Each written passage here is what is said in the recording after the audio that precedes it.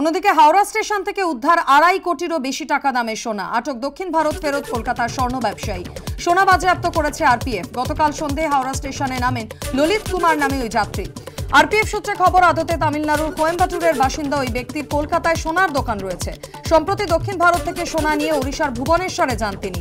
Order বাতিল হওয়ায় সোনা নিয়ে কলকাতায় ফেরার পথে গতকাল হাওড়া স্টেশনে ধরা পড়েন। স্বর্ণ ব্যবসায়ীর কাছ থেকে উদ্ধার হয়েছে 5 কেজি 135 গ্রাম সোনা, যার বাজার মূল্য 2,62,35,500 টাকা।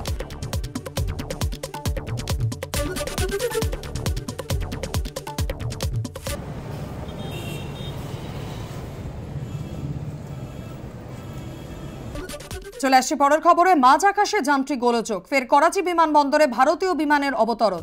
শারজা থেকে হায়দ্রাবাদগামী ইন্ডিগোর বিমানের চালক যান্ত্রিক ত্রুটি লক্ষ্য করেন। তড়িঘড়ি বিমানটিকে উড়িয়ে নিয়ে গিয়ে করাচি বিমানবন্দরে অবতরণ করানো হয়। নিরাপদে বের করে আনা হয় যাত্রীদের। আরেকটি বিমান পাঠিয়ে ওই যাত্রীদের হায়দ্রাবাদ রওনা করিয়ে দেওয়া হয় বলে ইন্ডিগোর তরফে জানানো হয়েছে। এ নিয়ে গত 2 সপ্তাহে 2টি ভারতীয় বিমান করাচিতে নামল।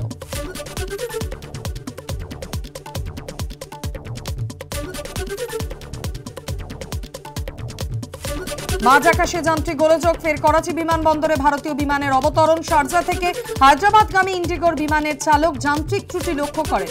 তড়িঘড়ি বিমানটিকে উড়িয়ে নিয়ে গিয়ে করাচি বিমানবন্দরে অবতরণ করানো হয়। নিরাপদে বের করে আনা হয় যাত্রীদের। আরেকটি বিমান পাঠিয়ে ওই যাত্রীদের হায়দ্রাবাদ রওনা করিয়ে দেওয়া হয় বলে ইন্ডিগোর তরফে জানানো হয়েছে।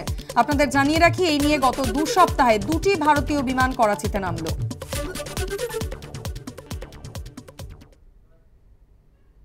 অন্যদিকে মাঝ আকাশে পোড়া গন্ধ। ওমানের মাস্কাটে জরুরি অবতরণ এয়ার ইন্ডিয়ার বিমানের। কালিকট থেকে দুবাই যাচ্ছিল বিমানটি। মাঝ আকাশে পোড়া গন্ধ মেলায় বিমান ঘুরিয়ে মাস্কাটে অবতরণ করানো হয়। যাত্রীরা নিরাপদে রয়েছেন বলেই জানা গেছে।